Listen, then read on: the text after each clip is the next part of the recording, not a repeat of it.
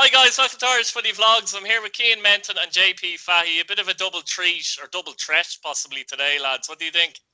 Yeah. How is, lads? Are we? Get a stupid joke in there before we started, you know.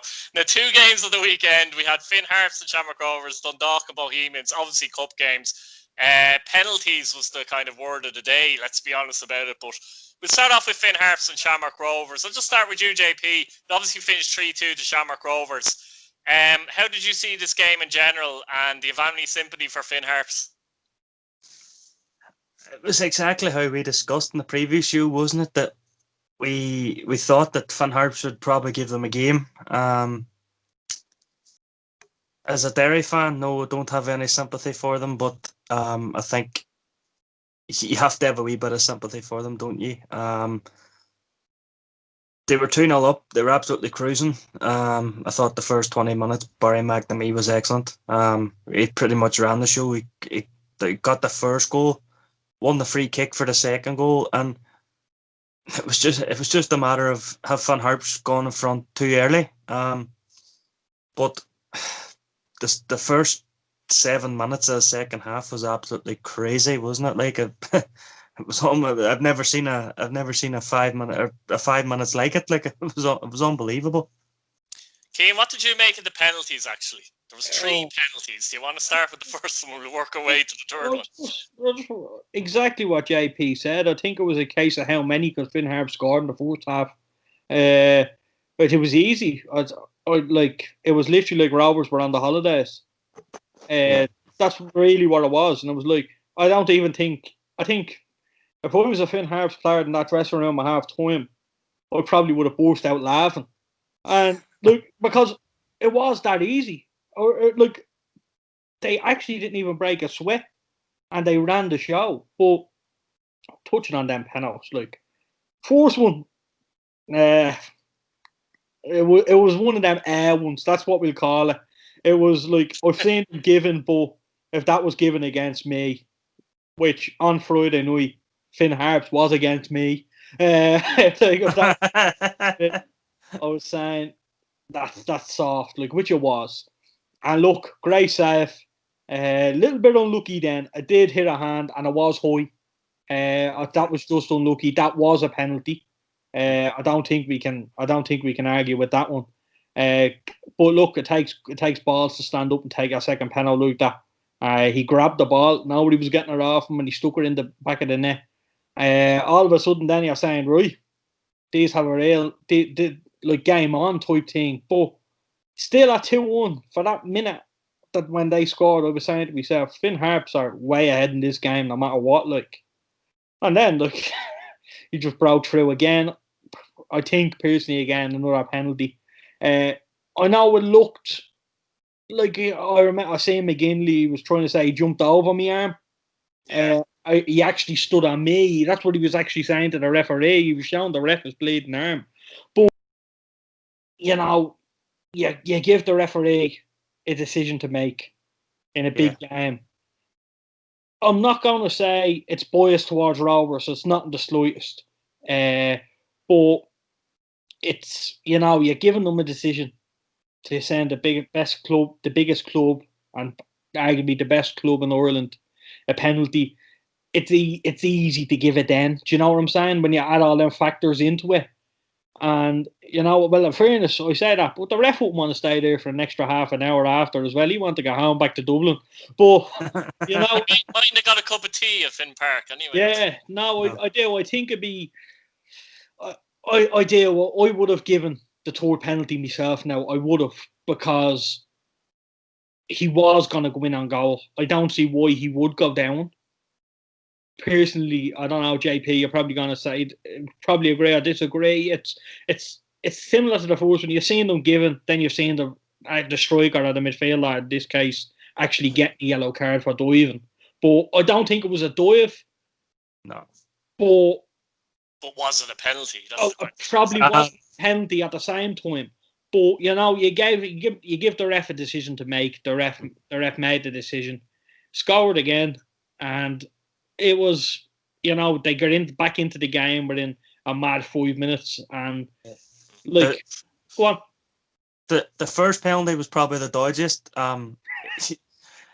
The replays wasn't clear cut, was it? Because the angle that we saw was the ball going in the box, and the next thing the Rovers players on the ground. So you couldn't really judge that. The second one I thought was a penalty simply because his hand was up above his head, or was above. Whether it's hit it or not, only the linesman will know. And the third one, as soon as I seen Burke going through and the keeper coming out, I'm shouting penalty. So the referee and the linesman, they only get one look at it. So I'm not going to say none of them were penalties, because, as I say, the first one was hard to tell, but the other two I thought were penalties. I just want to add as well. Kane was a sickener, actually, wasn't it? Yeah. Just came from a penalty save. I just want to add, right, how beautiful having this conversation is. We're looking at England and we're looking at the football that's happening, and we're looking at all this VAR and all this crap. It's great to actually sit here and have a discussion on the referee's decision and saying, was it a penalty, was it not? You know, it's like I says, if it happens for you, you're bleeding throwing your shoe through the roof, down through the telly and everything. But at the same time, you know, our game isn't being ruined. And I think that's important. Yeah, totally agree. JT, like, you've ref games as well, haven't you? In my opinion, the first one wasn't a penalty. I thought Liam Scales jumped to the floor. I watched them back, by the way, because it was madness at the time. You almost felt like you had to watch the penalties back. It was like 3 penalties in 10 minutes or something like that. It was ridiculous. Carry on. Like, I think you can understand Harps' frustration. Like, it was 3 penalties and 5. I think it was 49, 51, 54. So it was literally boom, boom, boom. As I said, the first one, I agree with Keane. If it's given against you, you're probably cursing from the heavens, like it. But the angles that we're given and watch LOA, we're given the same angle over and over again. We always see the ball being crossed in and Liam Scales being on the ground, so can't really judge that. But I think there was no argument about the other two. You see, it falls into that category as well. I don't want to keep going back to the first penalty, but it goes into that category of anywhere on the pitch, it's a free kick. Yeah. And, you know, goes into that category then where it's like, well, if it's like that for outside the box, it's never the case inside the box usually. But if you've seen them given, but I have to say though, Finn Harps, like, I know I knocked them for 6 then penalties, but at the same time, they didn't make it easy for Rovers. Rovers had to work for that third goal. And, you know, I think Finn Harps would be quietly, obviously not happy with the result, but they'd be quietly happy with the performance. Yeah. 3 or 4 players, two players maybe, and, you know, all of a sudden we're talking about Finn Harps finishing mid-table here. And, you know, then it's good. It just shows you the job all he's doing. And now he's getting so many plaudits, and I think he gets too many plaudits over the. Like, they're picking up wins and stuff like that. That's his job. I get that. But, you know, I think now he's starting to reap the rewards, and, you know, they deserve it. And, you know, it's a shame not to see Harps in the cup for the next round. But at the same time, you know, Rovers, as a neutral point of view, if you're looking at, you want to see Shamrock Rovers in the cup semi-final than Finn Harps. You know, without disrespectful. Without being disrespectful, I think they're the toys that you want to be watching. Like, Shamrock Rovers, JP, Shamrock Rovers will argue that they dug deep there. They were obviously 2-0 down, and I know some of the penalties are iffy, but the pitch, like, wasn't in great condition again, obviously, and the weather was bad in Ballybuffet. It was pissing all day as usual, and they were out with the camera, and they were at this. That's the funniest thing I was saying. You just see a man's hand coming up every few minutes. Yeah, it was exactly how we talked as well. Like, me and UK3 mentioned that the conditions could play a huge part in the game. Like, and if the conditions was awful, it would suit Finn Harps.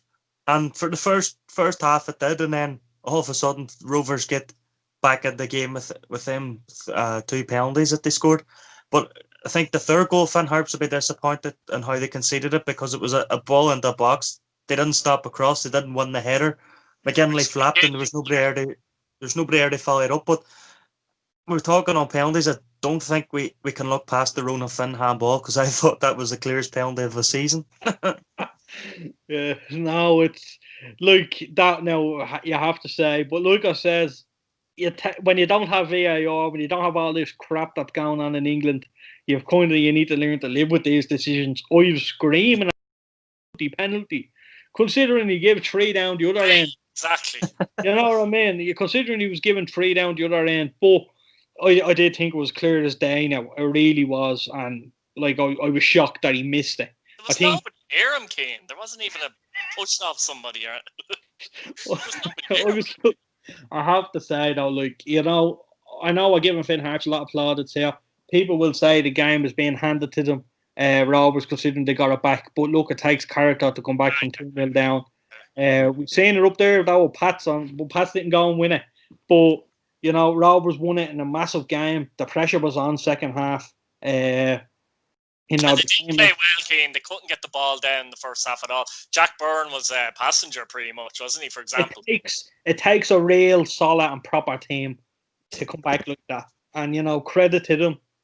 In the semi-final of the Cup, big game now coming up against Sligo at Derby. And, you know, who knows what might happen. But, you know, Rovers are seriously, like, they are really good. And there's no taking away from that. We move on, I suppose, to Bohemians and Dundalk won 4-1 in the end. JP, did this surprise you? I tipped Bohemians in the preview show, but we did say as well we wouldn't be surprised if Dundalk came out the winners. And I think the 2 players we mentioned in the preview show was probably the 2 best players in the pitch, Michael Duffy and Dave McMillan. Dundalk got the early goal, and that just settled them down really well. Again, Bo's got into it with another penalty, and I think there was no doubt about this one. But Dave McMillan's 2 goals was it was another penalty. It was a foul by Buckley on Michael Duffy, but the 3rd goal from McMillan, that was a McMillan of old, wasn't it? Getting across the near post and getting his head on it, like. And the second half I thought was really good up until the red card. Gary Rogers made a couple of saves, I think, to keep a score 3-1. But once the red card happened, then Michael Duffy had the freedom of daily mount, and there's only one winner, in my opinion. Keane, was this Dundalk's best performance of the season, in your opinion? Yeah, well, there wasn't many performances they've had that was good. Definitely their best domestic performance, 100%. I have to say, they bossed it from start to finish, in my opinion. Bowes had a couple of chances, especially towards the start of the second half. They started putting on the pressure a little bit. But, you know, Dundalk, they just looked dangerous. They were targeting that left side. They were targeting Bowes' right side. They were going down the left themselves. And, you know, every time Dummigan got on the ball, every time Duffy got on the ball, they looked like they were going to score. And that's really what it was. I agree. They were just targeting Mick Barker and everything there for the whole game. Now, I have to say, I wouldn't be a huge fan of Mick Barker. Now, in my opinion, now I've seen him play with Pats for a good while, probably a little bit too long. But you know, Barks is a nice lad. He works extremely hard.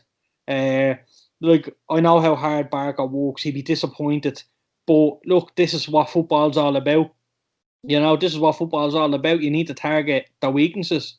Now I don't know what the story is with Andy Lyons. I know he's off to England now, but it's a bit of an injury allegedly. Yeah, but that's what I'm saying. You don't know what the story was there, but I think Barks was probably thrown in the deep end a little bit again.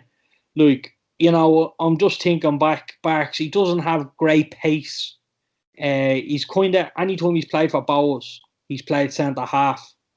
And he wouldn't have been playing in big games, let's say. He wouldn't be a big part player. Like, he was always on the fringes.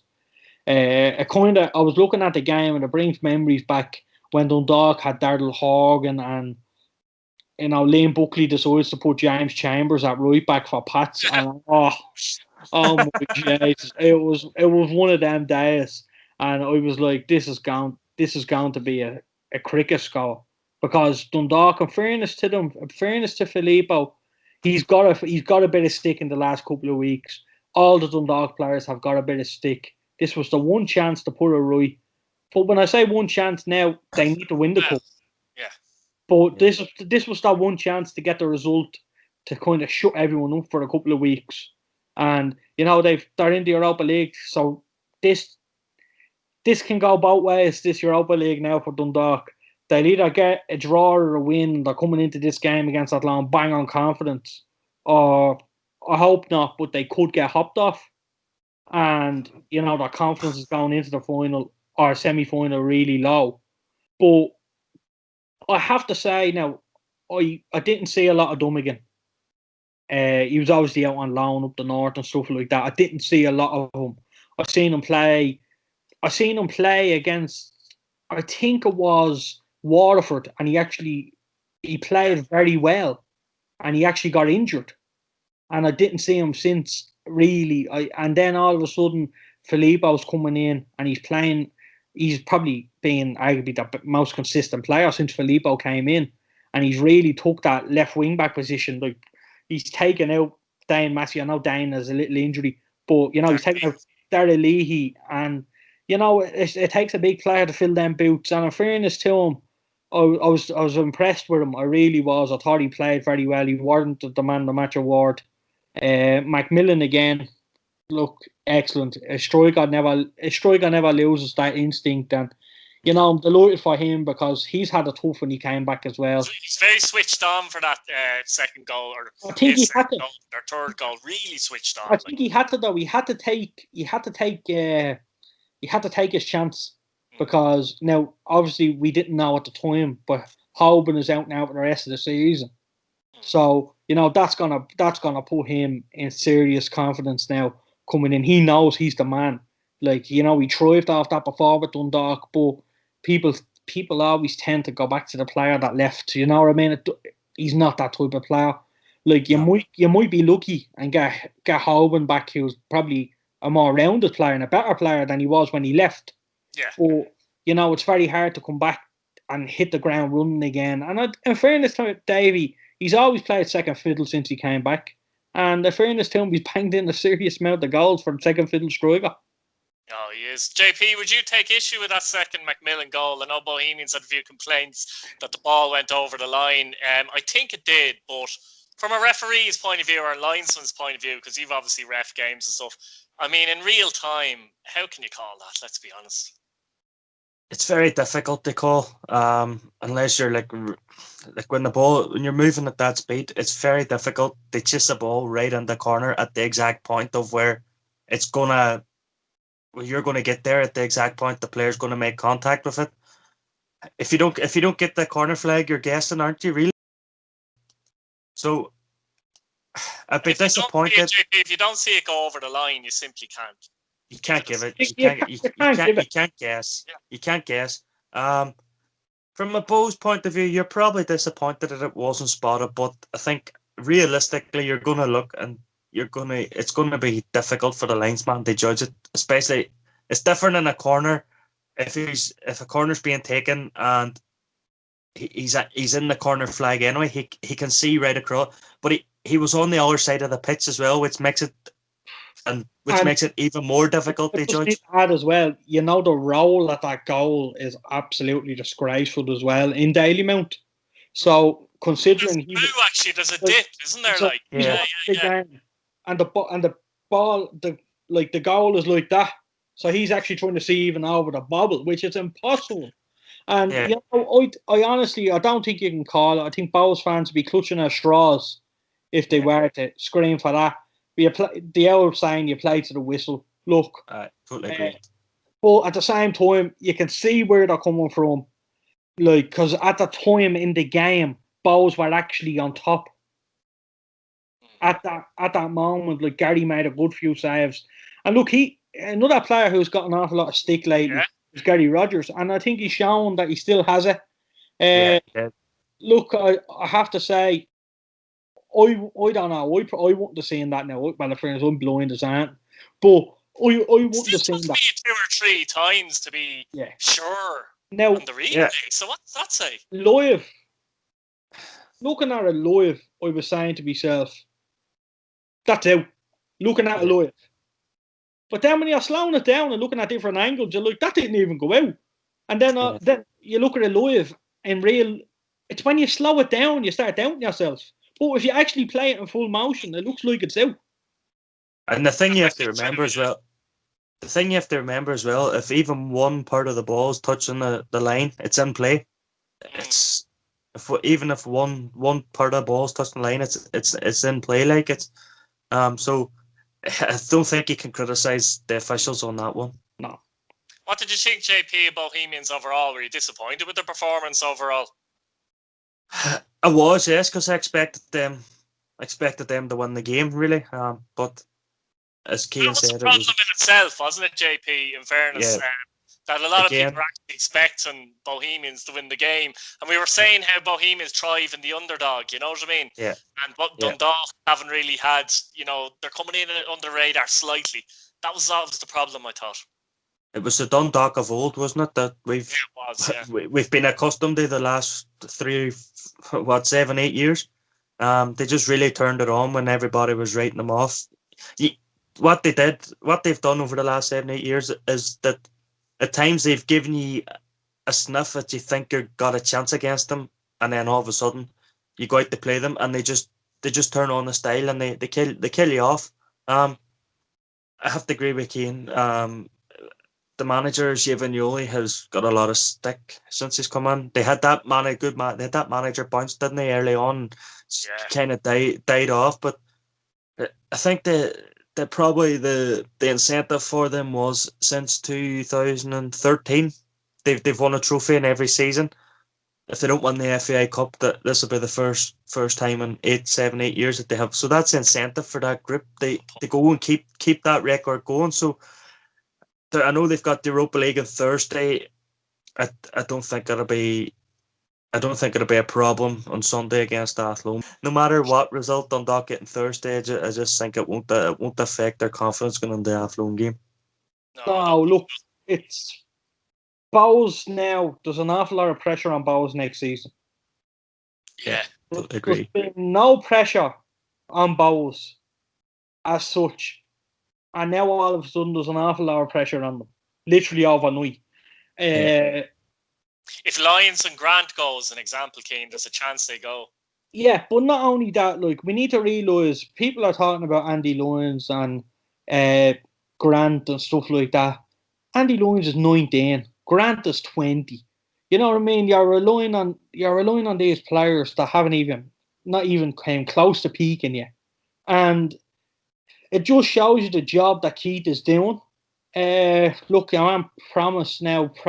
He probably hasn't at the start yet, but you see, he's getting a bit of stick now because they didn't win. Basically, that's all it is. Then again, Cian, Andrew Wright was getting stick this time last year, wasn't he? So you never know with Keith Long.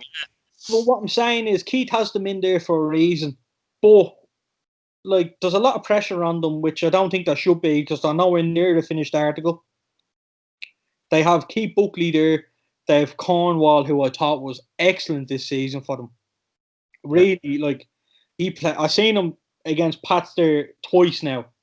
Watched him closely, and I'm not going. His head was absolutely everywhere. Look, Casey. Look at the age of them. They're young. They're young, hungry players. Breslin, Talbot is even young. Talbot's 22, 21. So what I'm saying is, like, this team hasn't even peaked yet. These players have, like, the best days are still yet to come for this team. But, like, people are kind of, I think next year now, people are pushing Bowes to win the league, or at least close the gap. And there's an awful lot of pressure on that. I don't think there should be. Right, guys, like, subscribe. We'll leave it there. And, guys, thanks for coming on. That was excellent stuff. Brilliant. Thanks. What a bud. Bye-bye.